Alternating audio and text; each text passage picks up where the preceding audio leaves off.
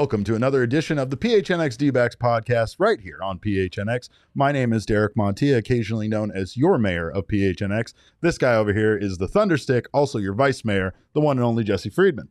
We're both wearing hats today. We got Derek. hats on today. Yeah. We have hats on. Yeah. We still need to name this snake. I don't like Rattler. We need a name for this snake like he needs an actual human name, and we'll get you guys to do that later. But of course, this show's brought to you by the fine folks at the DraftKings Sportsbook app, America's top-rated sportsbook app. Jesse, Arizona Diamondbacks win. They keep this little winning train going, right? Much better than what the Padres got going on since they traded for Juan Soto. This is true. Yeah, we tweeted out earlier today. The Diamondbacks, since the Juan Soto trade went down, are 4-2, and the Padres are 1-5. And I will caveat that by saying that, or I will give a caveat on that, because technically the Padres beat the Rockies twice on the day of the trade, but Juan Soto was not a part of the team at that point, so I did not include those games in the calculation. We have to give that little asterisk. But other than that, no asterisk. The Diamondbacks That's fact. That is fact. That is absolutely fact. The Diamondbacks have vastly outperformed the San Diego Padres since the trade went down, and the Padres just aren't really scoring any runs right now, which is pretty ironic given what they did on trade deadline day. So right. Here we are. And what the Diamondbacks didn't do on trade deadline. We talked a bit about this stretch. And again, we didn't want to say the words that we said at times during other series, like the previous matchup with the Pittsburgh Pirates. But we felt like, at least for how difficult their schedule remains to be for the rest of the season, that this was probably the easiest that it was going to get. Right. And at the very least, so far, the Diamondbacks have taken advantage of it. They're also the best bunting team in baseball. I don't know. I'm ready to call them that. What do you think? That was pretty impressive yesterday. That Josh Rojas bunt was absolute perfection. It was perfection. And they've started to do it more recently. And it's not just guys who are good at laying down sacrifice bunts. It's guys who are like pretty good at bunting for hits. I think the D-backs at one point yesterday had 2 hits with runners in scoring position, and both of them were bunt singles. So that's how you get the ducks off the pond, right? Just bunt single everyone around the bases. But yeah, no, it was impressive. The Diamondbacks, it's certainly a skill that they have, and they've started to use it a little bit more. The first run that scored in yesterday's game wasn't on a hit, so technically, if they would have ended the game and 1-0, it would have been not like there was something weird about that. Like that wasn't the entire game was weird. But the Diamondbacks... You mean how, like, Alek Thomas didn't get an RBI? Yeah, is that what it was? Yeah, it was Alek Thomas not getting the RBI for the single and stuff. So, but Josh Rojas showed off his arm a bit. Dalton Varsho showed off his arm. Rojas at third base, proving us wrong about his ability to throw across the diamond because he did a good job yesterday. Yeah, apparently he's been listening to everyone saying that he doesn't really have the arm for third base. Of course, we never would have put something like that out into the ether. Never. But for everyone else saying those sorts of things, that was an impressive throw yesterday. Zach Gallen said after the game that he thought the ball was foul. And it was a fair ball, just barely down the third baseline, and Rojas made a really, really nice pick, and then a very impressive long throw all the way across to first base. He showed impressive confidence in Zach Gallen, who was yesterday's winning pitcher. Zach Gallen had an excellent outing, and he said that with the way Gallen was throwing, that the one run they had was all he needed. But Ketel Marte contributed. He's been back both offensively and defensively. He's been his old self, it feels like, looking at Marte, and that was a really clutch hit that he got to give them that little bit of cushion. To make it not completely nerve-wracking in the ninth inning. Yeah, I mean, there's a fine line between ground balls that turn into like inning-ending double plays that disappoint you, and ground balls like the one that Ketel Marte hit that like barely inched their way into the outfield. Right? There's not always a very big difference between those two things, other than the final outcome. But yeah, apparently O'Neal Cruz needed to be like 7'1", 7'2" in order to get to that ground ball. Unfortunately for him, he was only 6'7". You love that joke. I do. I really do. Yeah, that's a good joke. Yeah. This is basically just where I like replay all of the jokes that were in my head from last night. He works on his material on Twitter, and then he brings the good stuff here after he figured it out.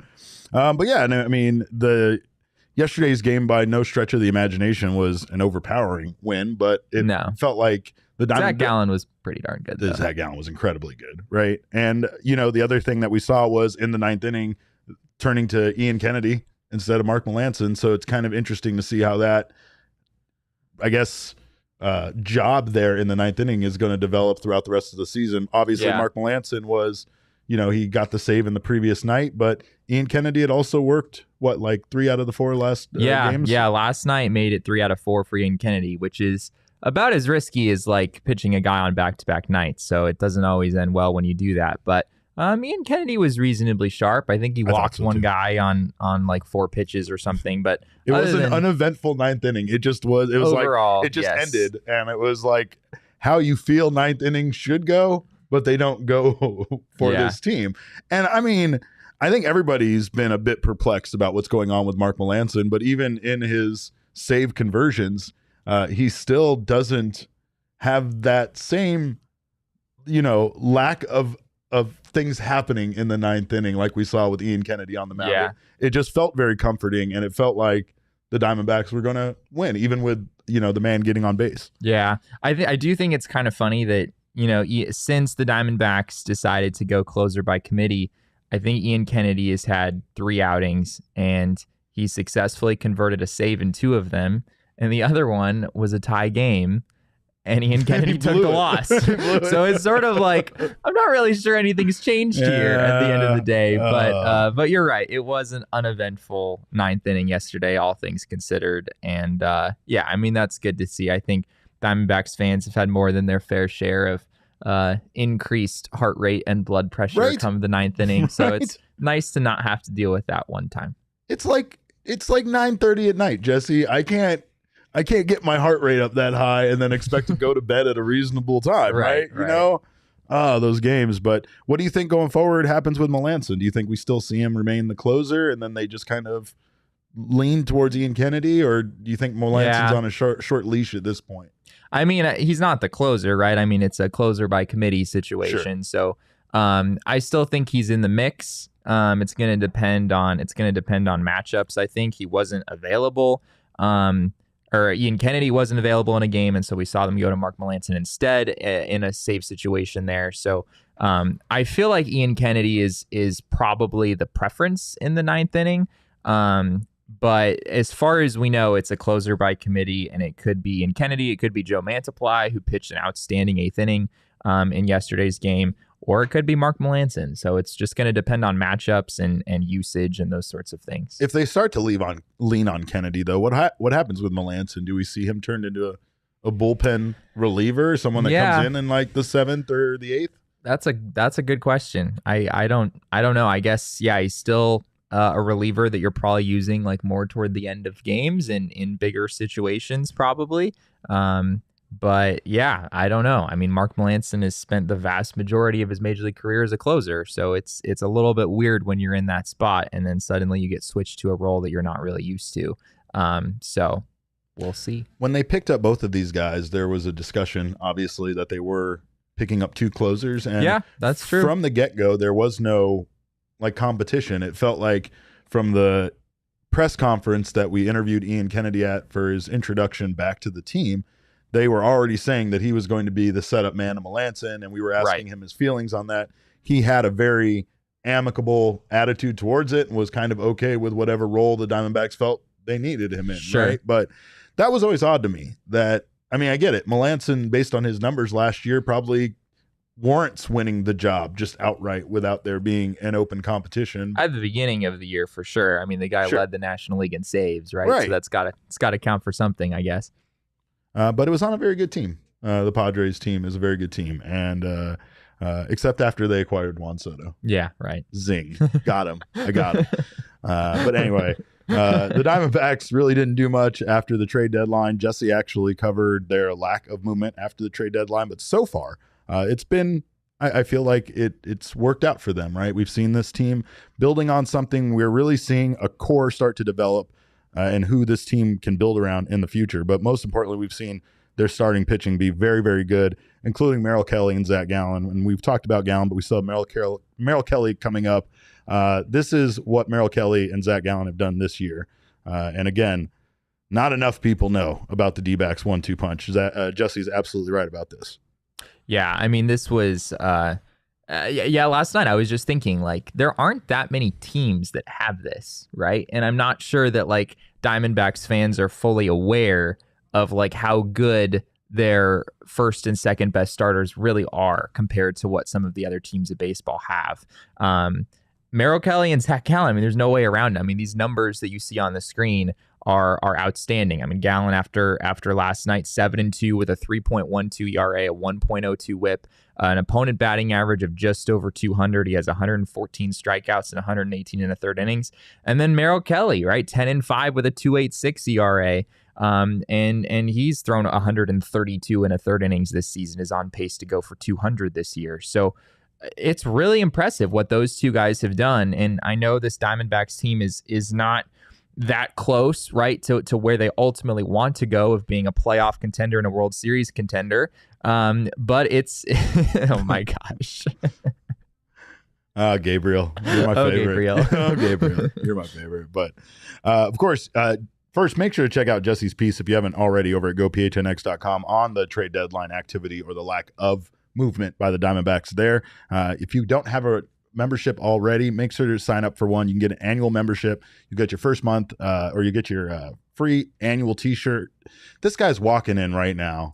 Get out of here, Saul. Just slowly walking in, eating something reminded me of how hungry I am. Anyway, that's why I can't think about things. But anyway, go get your membership if you haven't done so already.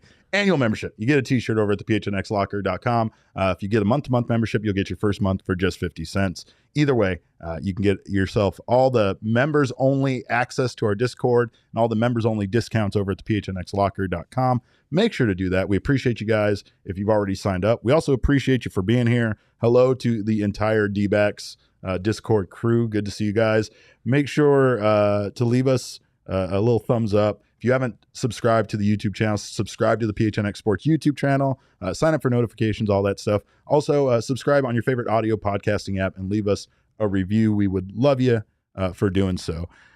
Jesse, speaking of Gallen and Kelly, though, they've been pretty good, but we can't really decide here on who has been better for this team, who would be considered the ace. Before we go forward, we should probably tell the audio only people what Gabriel said in the comments. Oh yeah, we never actually filled them in on that. Gabriel in the comments has his 1 as Zach / Kelly / Gallen, 2 as Johnson / Schilling, and 3 as DeGrom / Scherzer. And I think he's pretty in that order. He's pretty accurate, right? Yeah, that's pretty accurate. Yeah, DeGrom and Scherzer wish that they were as good as Merrill Kelly and Zach Gallen. They really do. Sure. They really do. There's no more. There's like teams are so glad the Diamondbacks aren't going to make the playoffs because they don't want to face that in the playoffs. No, nobody wants Merrill Kelly in Game 1 of the World Series. Right. Nobody wants that. Nobody wants that. But of course, we talk about Gallen and Kelly, and at times I think Zach Gallen is anointed the number one guy. Madison Bumgarner is somehow still, I think, considered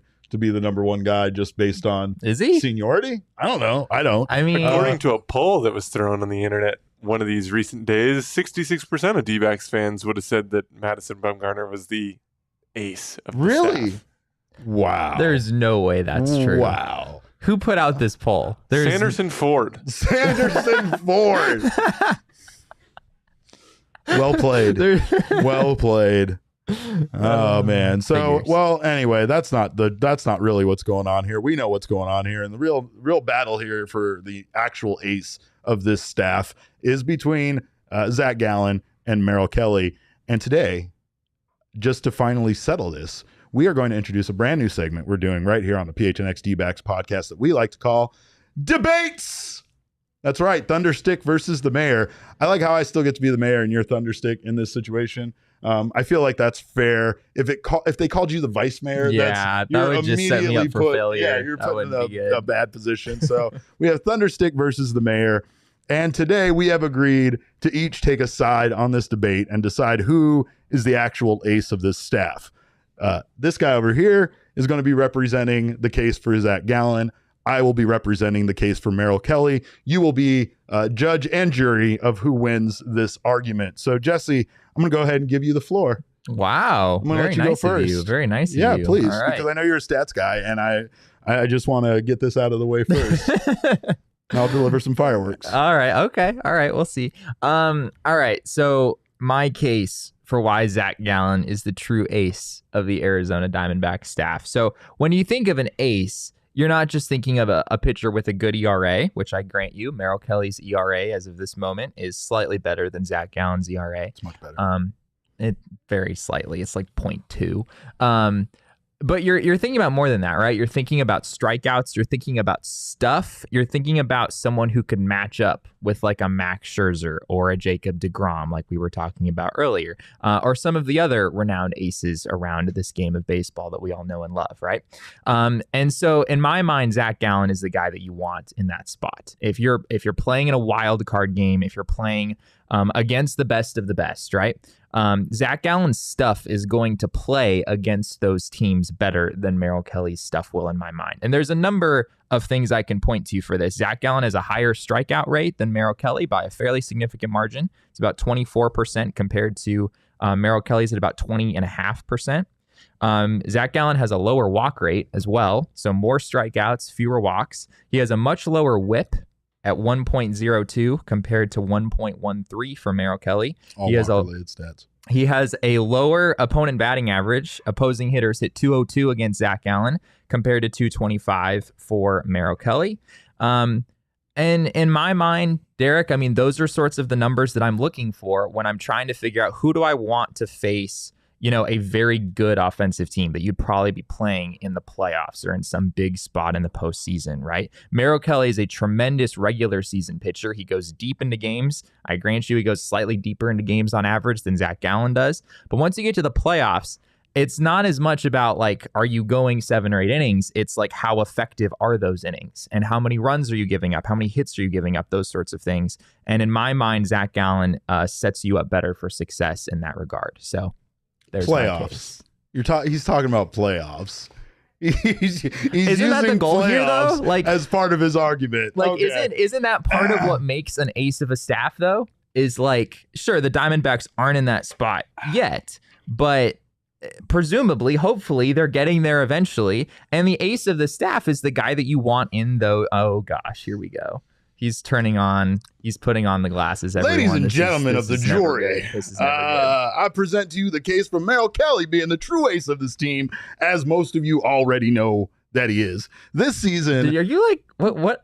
Like, you don't even sound like yourself right now. It's a southern attorney, sir. Okay. This season, Merrill Kelly is 10-5 with a 2.86 ERA. You know who does that? Aces. The reason why is because Merrill Kelly's ERA is 8th best in the National League, which, being in the top 10, would immediately make you assume he's an ace. Who does that? Aces do that. Also, he's 10th in wins, tied for 10th in wins in the National League.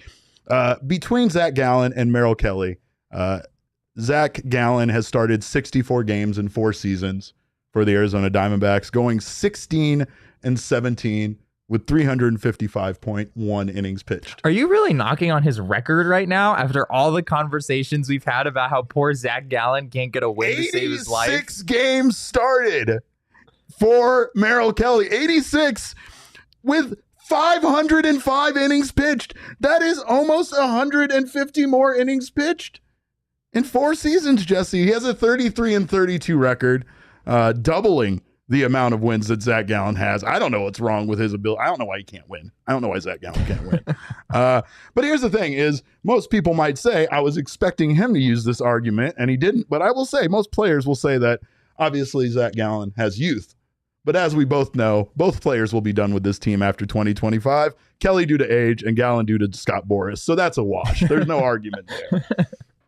All right. I'm going to walk out. It's the truth. I'm going to walk out. I am dealing in facts here today, sir. I will start a GoFundMe dealing in facts to keep Zach Gallen in the state of Arizona.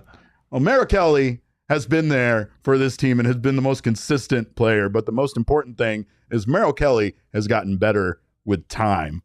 He is like a wine that becomes better with age. And I don't know at times if we've seen Zach Gallen necessarily get better. He was obviously incredible for that first stretch that he had that set an MLB record for the most starts consecutively without giving up more than 3 runs. However, that's neither here nor there. You do look like Gabe Kapler. Hey, I'm all right with that.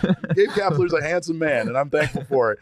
All right. Do we want to do closing arguments, or is that enough? I think that's enough. I don't think I'm anywhere close to a closing statement. Please go ahead. Oh my gosh. Please go ahead. Let me take my glasses off and have you go on, sir. So you know who used to like lead the league in innings pitched, or like be around the league lead in innings pitched? Who's that? Bronson Arroyo. And we all remember Bronson Arroyo's illustrious Diamondbacks career, right? Bronson Arroyo is a great pitcher. There's nothing to take away from like the amazing career that a guy like that had.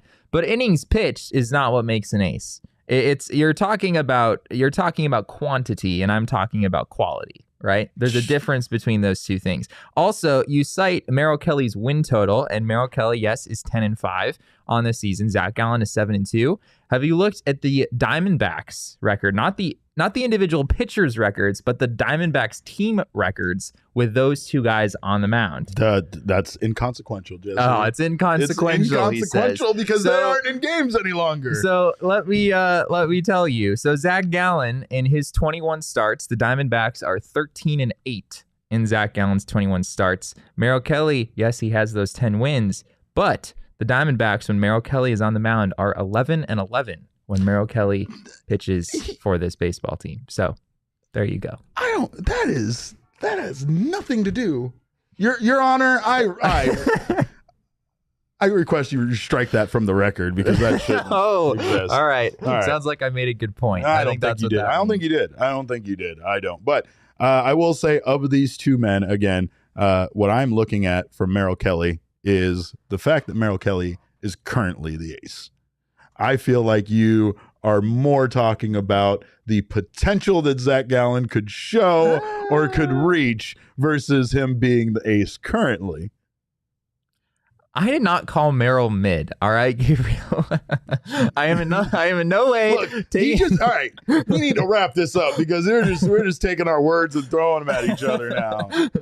All right, well, you guys get to be the judge on that, so make sure. I am not, for the record, I am not saying that. I think Zach Gallen, like, if the Diamondbacks were playing in a wild card game, which I guess the wild card is different now than it was before, but if they were playing in a must-win playoff game, a one-game wild card game, Zach Gallen's the guy that I want on the mound, and there's really no question in my mind because Merrill Kelly is durable and he's reliable. And he's had an outstanding season. Something I have a little concern about with Merrill Kelly is that his home run rate is extremely low, like to the point where there's no way a major league pitcher could sustain that for very long. For me, ladies and gentlemen. And so, no, it's just like Merrill Kelly's ERA is really low, but it's not necessarily because of like the strikeouts and the walks and like some of the things that are more sustainable and predictive of the future. In some ways, it's because of the fact that the guy is given up. I don't have the number in front of me, but it's a very, very few number of home runs this season that I don't think is going to be sustainable in the long run. I think Zach Gallen's arsenal, his stuff, is going to play better in a one-game playoff situation. You know what's sustainable? Ground balls. Ground balls are sustainable for a long career because, again, you don't need that power in order to be able to figure out how to get guys out. So you know who has a higher ground ball rate this season? Damn it. All right. Zach Gallen, let's wrap it up. 47.8 or 47.6% for Gallen, 45.2% for Merrill Kelly. So, oh come on, that's a wash. That's a push. And more strikeouts and less starts. That's a push. Whose side are you on, Jacob? I think it's pretty obvious which pitcher I like more. Oh God, it's favoritism.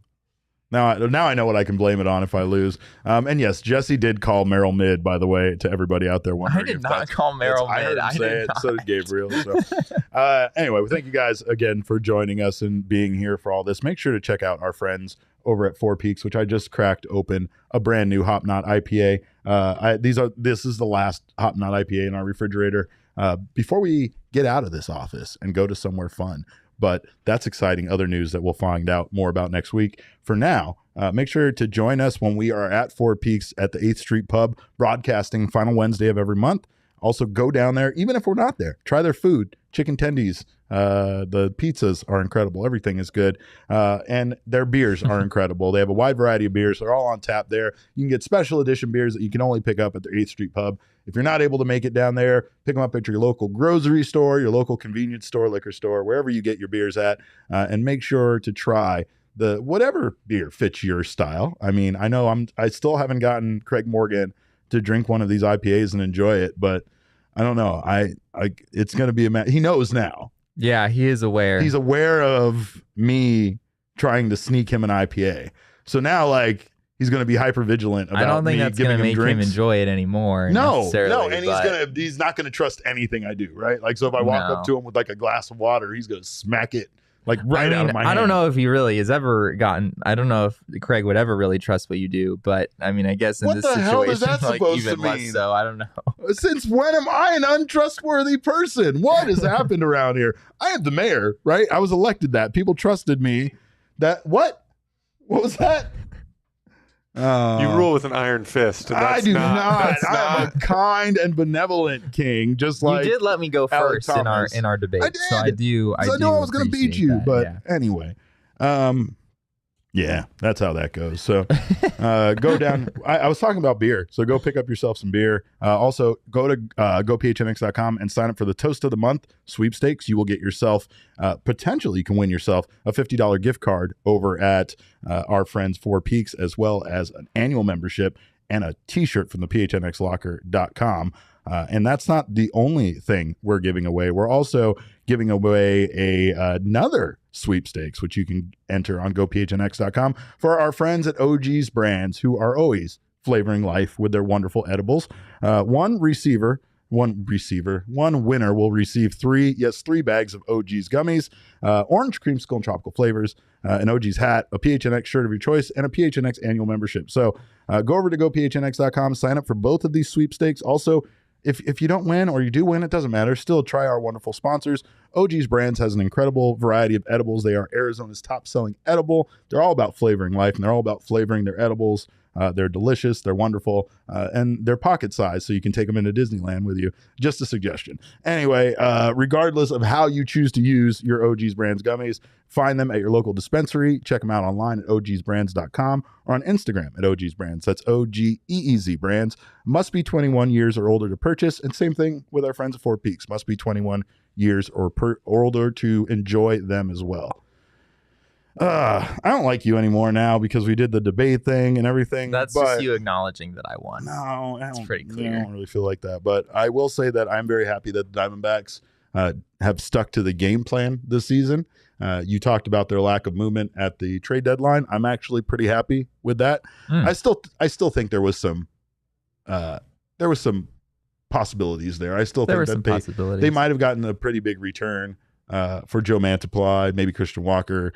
And I don't know how much I like saying that because I really enjoy those guys being a part of this team. And I really think that they are both a big part of the success that they've had, especially after the All-Star break. But the Diamondbacks are doing what they said they would do in regards to rookies, Jesse. They currently lead all of MLB in rookie position players games with 418.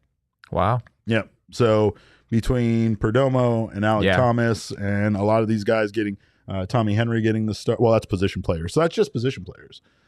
So, I mean, that's also Buddy Kennedy.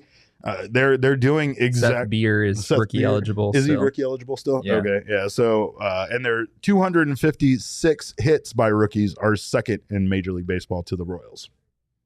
Yeah. I mean, the Diamondbacks, they've followed through on that front. And I think that's a big difference between this year's team and what we've seen in the past, right? It's not Cole Calhoun and Asdrubal Cabrera and, these guys who are like, they're not bad players, especially, I mean, Calhoun was incredible in 2020, but they just don't really tell you much about the future or help you figure out like what's going to be, who are going to be the main players on the next great Diamondbacks team. They don't really help you answer that question. So I appreciate that the Diamondbacks have been true to what they've said on that front. And Jake McCarthy is another guy who I guess would be rookie eligible at this point, who is probably going to be a pretty much everyday player from now through the rest of the season. So it seems like that. Yeah, for sure. Yeah. So it's good to see. I mean, I think it makes the team a lot more fun to watch. I think fans have a lot more patience watching these younger guys than they do some of the veterans that they've had here in the past. Jake McCarthy is tied for 5th in stolen bases by rookies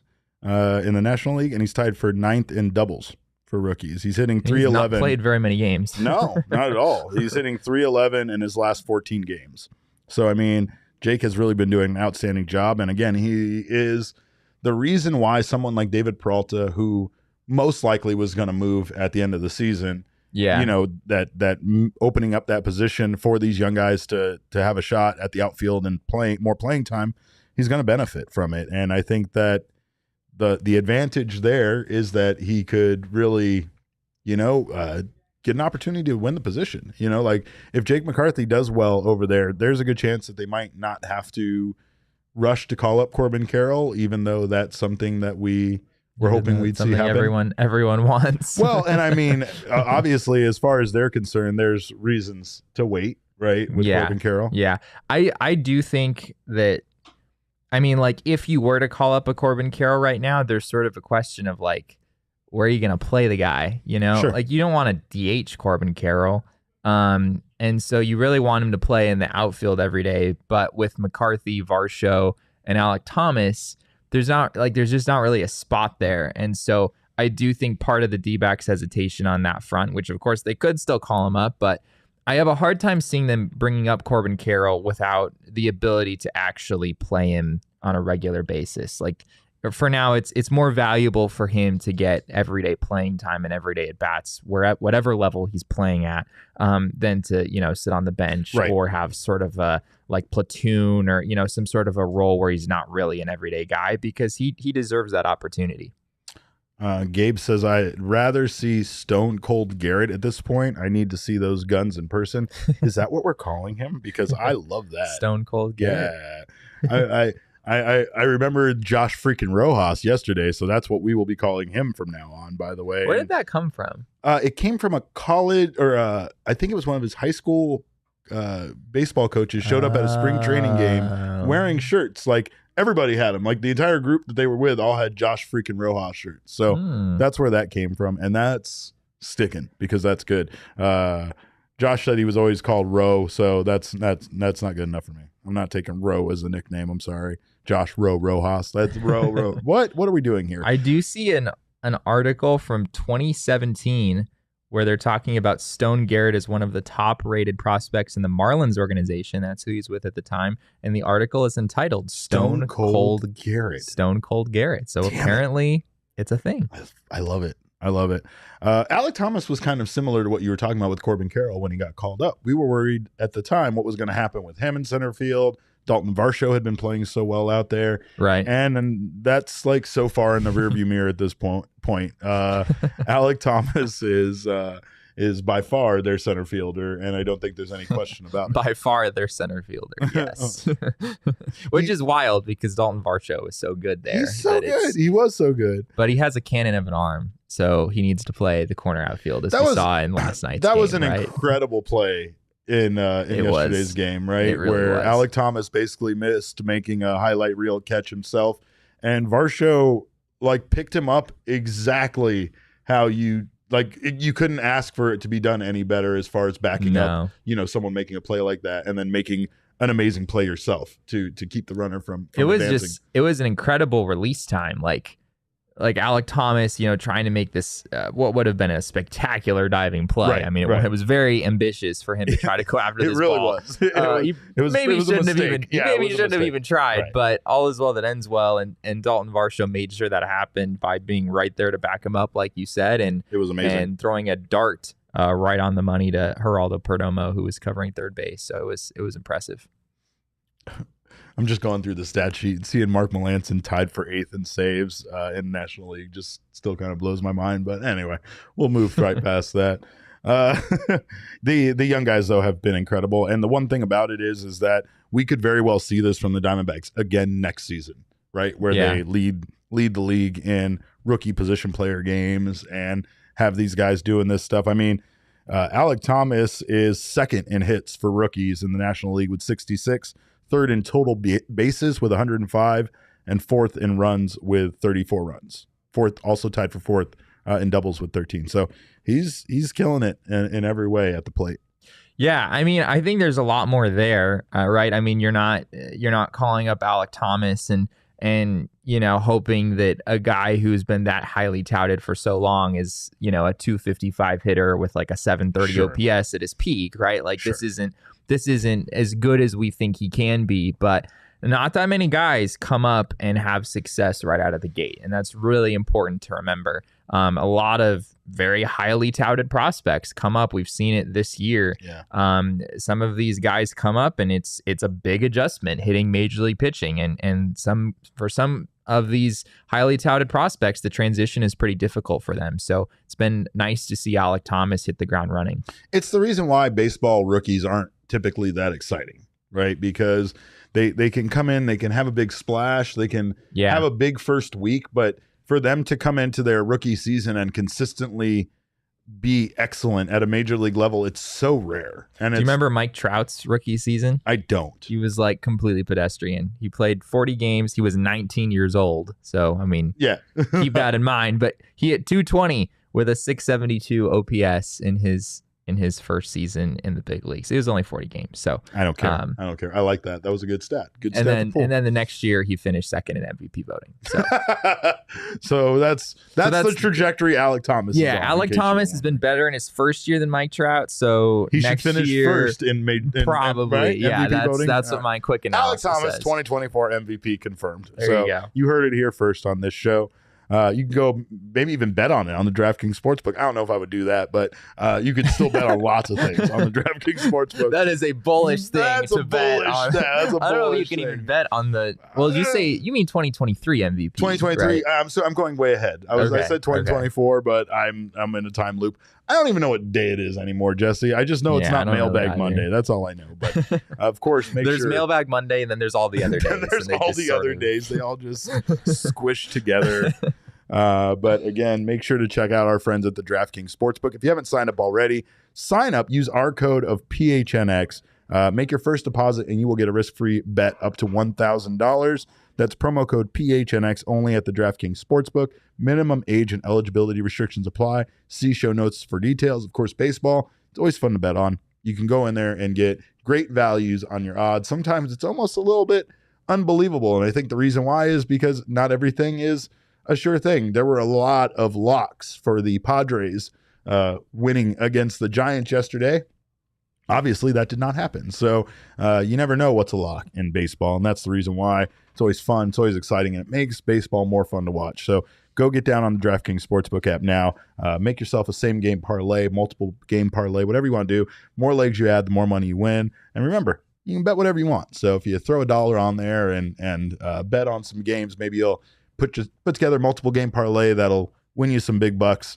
Especially with baseball. Sometimes baseball is very predictable, and then sometimes it's not. Like you can't predict baseball. You never know. Sometimes it just aligns perfectly, and you look at it and you're like, I would have known all these days winning, but that's not the day you bet on, right? We know how that works. At least when it comes to me giving out our DraftKings pick of the weeks and then not actually betting on them, but that's a whole other aggravation that I don't feel like talking about right now. So go get down on the DraftKings Sportsbook as well. If you're an existing customer, don't forget they have all sorts of fun promotions and options. And sometimes you just got to log into the app every day and see what they got. I feel like in some cases they're almost giving away free money. Like one of the opt-ins was whether the Dodgers would get a hit in a game. So it's like, if you can get a promotion like that, you just got to get down on it. So make sure to keep an eye out for all of those promotions that they have over at the DraftKings Sportsbook, as well as going over if you're looking for your licensed apparel for men, women, children, dogs, it doesn't matter. Foco's got you covered over at foco.com. They have an incredible variety. I could sit here and talk about the bobbleheads all day. I love them so much, and I miss bobbleheads in my life. Also, my dog will not wear unlicensed apparel. It has to be licensed apparel, otherwise she won't wear it. Yeah, so. well, all dogs are all like dogs. That. Dogs can sense evil. Oh yeah, and they can also sense knockoffs. I don't know if you knew that. Yeah, right? Really knockoffs more than anything it's else. Like my wife has a knockoff Chanel purse. My dog won't start barking at it. It just barks at it in the corner all day long. So yeah, I know. And make sure to get yourself authentic merchandise or your dogs won't be happy. So Foco is the leader in sports merchandise and collectibles, and they have you covered with the best Arizona sports merchandise, including Diamondbacks wear, Cardinal season's coming up, Sun season's coming up. We get it. The sun is setting on us. We understand. So if you want to get yourself ready for those other seasons, we're not going to shame you, but just don't forget us. That's all we're asking. Don't forget us. And it doesn't matter what you need, though. FOCO's got you covered. Use our code of PHNX, and for all non-presale items, you will get 10% off. So head over to FOCO.com or click the link below in our description. And before we go, I just wanted to make a mention of it. The Diamondbacks sent out a press release just asking for people in regards to Nicole Hazen passing, that in lieu of flowers, donations can be made to the Nicole Hazen Fund for Hope that they've established. It's you can go to dbacks.com/Nicole Hazen.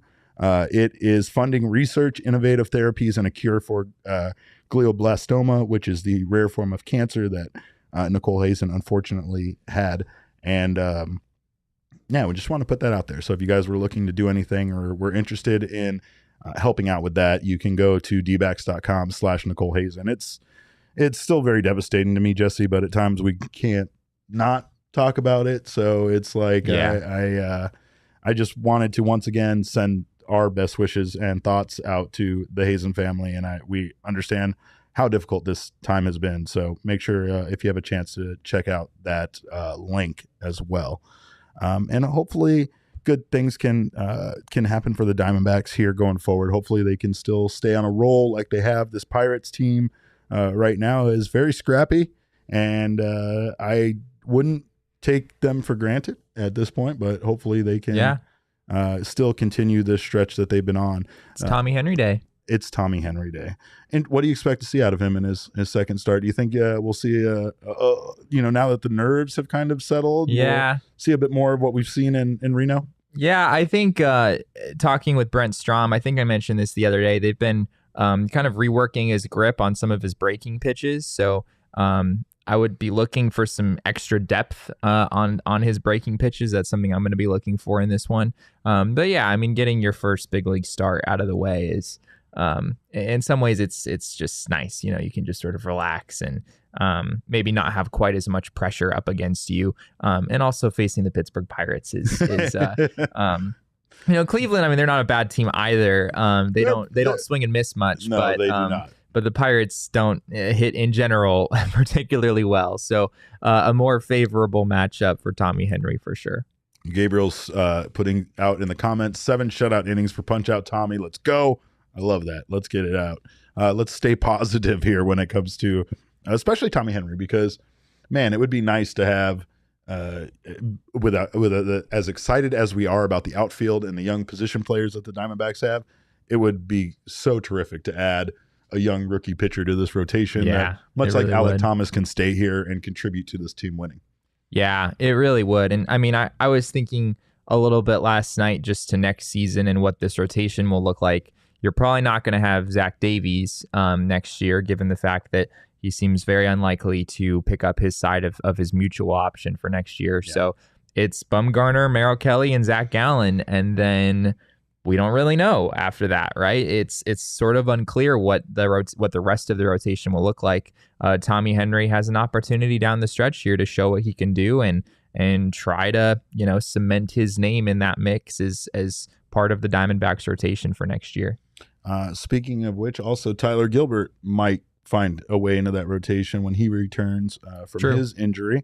And Humberto Castellanos just had successful Tommy John surgery yesterday. So unfortunately, he won't be an option until potentially the very end of next year. And even that might be a stretch. Yeah. So best of luck to him in his recovery. I know from what I've heard, recovering from Tommy John surgery and the rehab and everything it takes to get back, it sounds like a bit of a grind. Yeah. So it's unfortunate. Best of luck to him. We thank you guys again for joining us. Of course, you can follow us on Twitter. I'm at @cap_caveman with a K. This guy over here is at Jesse N. Friedman. Our show is at PHNX_DBacks. But of course, all roads lead to PHNX_sports on Twitter, Instagram, and Facebook. We thank you for spending your lunch. On behalf of Jesse and myself, we always appreciate you guys being here. And remember, kids, baseball is fun, but it's so much more fun when you vote for me in the debate segment.